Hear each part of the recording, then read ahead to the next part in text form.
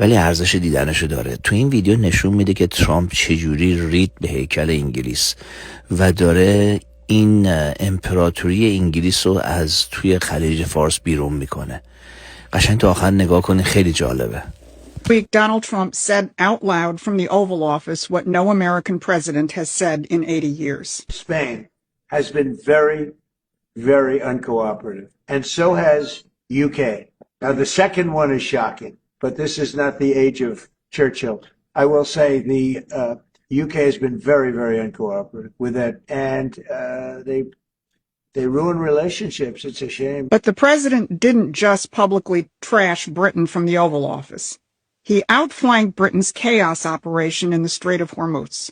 When Lloyd's of London announced it was terminating insurance for Gulf shipping, a move which could throw the world economy into chaos, President Trump ordered the United States Development Finance Corporation to step in and provide that coverage. And he put the Navy on notice to escort tankers through the strait.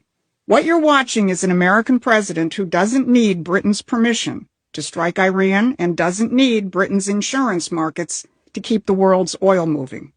300 years of crown control over that choke point broken in a single day. Now, if you've been watching the news this week, you're being told America is stumbling into another Middle Eastern quagmire, that it's going to be a perpetual war, economic chaos, and it's a president who doesn't know what he's doing. That's the drumbeat from the same people who cheered on every British-backed regime change operation of the last 30 years. I'm Susan Kokinda. I've tracked how the British have used Iran as a trigger for economic and strategic chaos since the days of the gas lines, and I've watched every president since Jimmy Carter let it happen, until now. The trigger was Iran. Britain blocked the United States from using Diego Garcia and British Air Force bases for the opening strikes of Operation Epic Fury. Trump had to reroute missions, adding hours of flight time. So when he sat down with German Chancellor Merz on Tuesday, he didn't hold back. I'm not happy with the UK either. That island that you read about, the lease, okay, he made it for whatever reason, he made a lease of the island. Somebody came and took it away from him.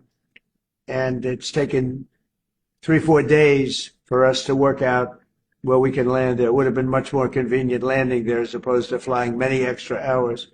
So we are very surprised. Despite the fact that Britain relented on March 1st and allowed the U.S. limited use of its bases for defensive purposes, Prime Minister Keir Starmer drilled down on Britain's opposition to Trump's actions in Iran, speaking to Parliament. We all remember the mistakes of Iraq, and we have learned those lessons. Any UK actions must always have a lawful basis and a viable, thought-through plan. I say again, we were not involved in the initial strikes on Iran, and we will not join offensive action now. He said, we all remember the mistakes of Iraq. That is pretty rich coming from the land of Tony Blair. But then the Prime Minister dutifully reported the talking point, which came from the Empire's think tank Chatham House a few days ago.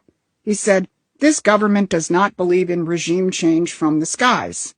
What Starmer has repeated is the globalist narrative that Donald Trump is using their regime change playbook and it's not going to work. Well, their problem is that's not what he's doing.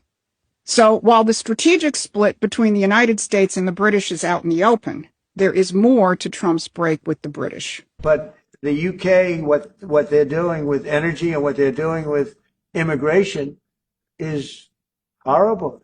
You have the North Sea. Somebody said yesterday, what would you do if you were in the UK?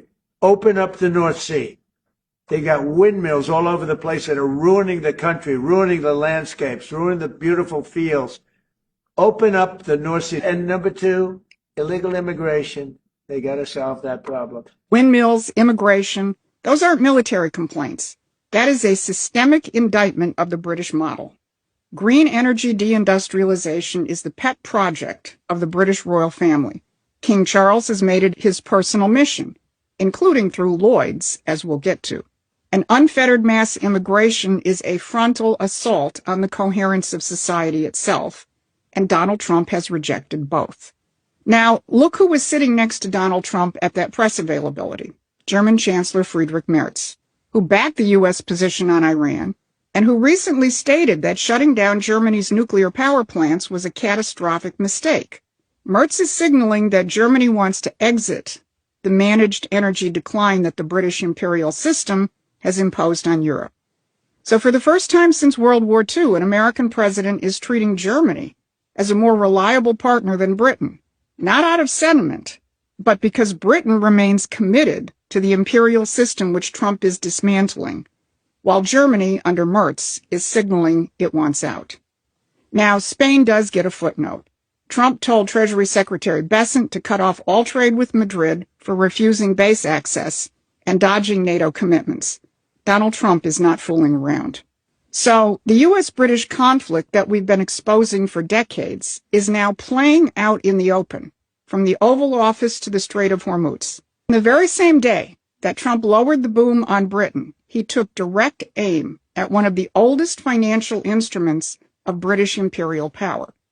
On Monday, March 2nd, leading ship insurers, including Lloyd's of London, announced they were canceling war risk coverage for the Strait of Hormuz and adjacent waters. 1/3 of the world's oil flows through that strait. Without insurance, no tanker moves.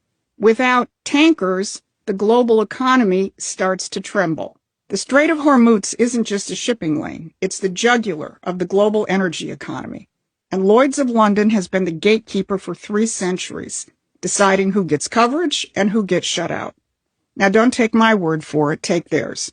When King George V laid the foundation stone of the Lloyd's building back in 1925, he called it the embodiment of the highest qualities of British commerce. And he said that Lloyd's services, quote, all maritime peoples who are in peace and amity with the British Empire. In peace and amity with the British Empire. Did you catch that? In other words, you get coverage if the Crown approves of you, and suddenly Lloyd's is pulling insurance from a war zone.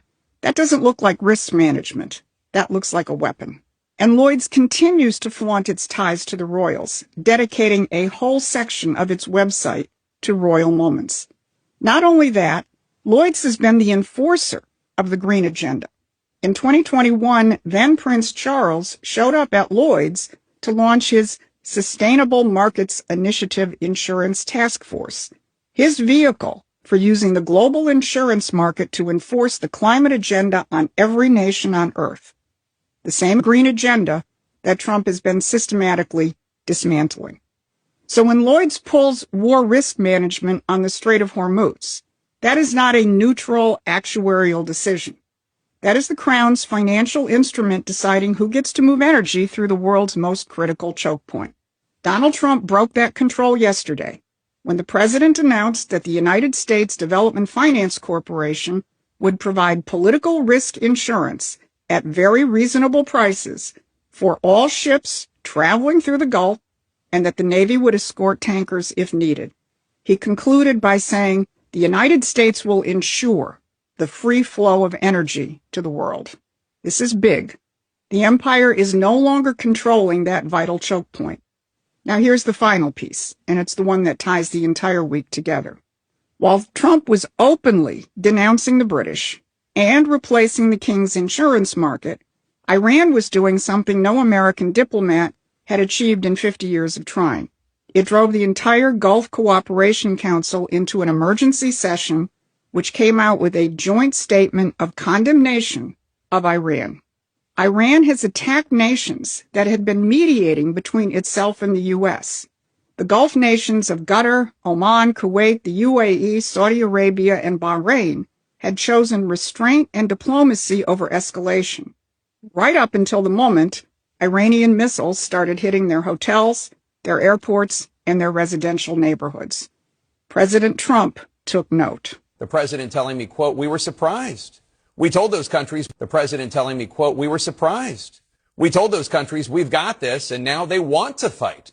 And they're aggressively fighting. They were going to be very little involved, and now they insist on being involved.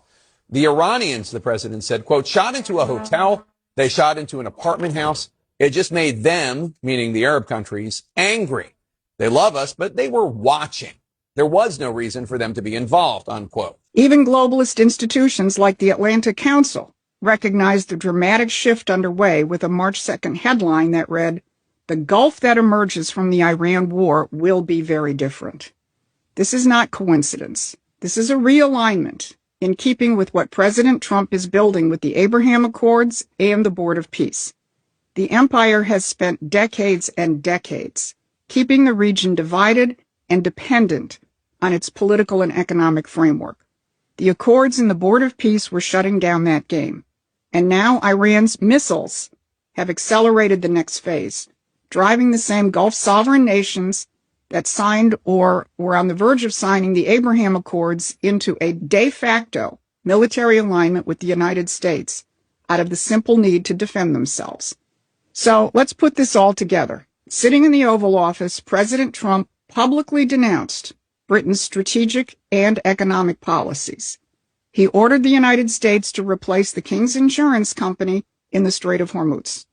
And Iran's own missiles drove the entire Gulf into Trump's arms, building the sovereign nations coalition that the old imperial system was designed to prevent. The old order will not go quietly. The risk is real, and President Trump is taking it on behalf of a future free of imperial manipulation. درود به همه شما دوستان.